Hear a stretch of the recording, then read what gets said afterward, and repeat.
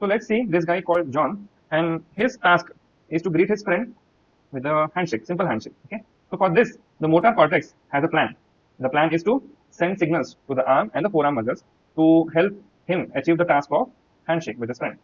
So now the motor cortex, which is a part of cerebral cortex, is now sending a signal to our arm muscles. And once it successfully sends a signal to the arm muscles, you would expect John to successfully complete handshake. But what actually happens is the intended movement, which was supposed to make John complete the task of handshake, is now unsuccessful and it is nowhere closer to what was actually intended. So motor cortex intends to do something, but it actually doesn't perform what it has intended. So it resulted in a incorrection or an unsuccessful motor movement.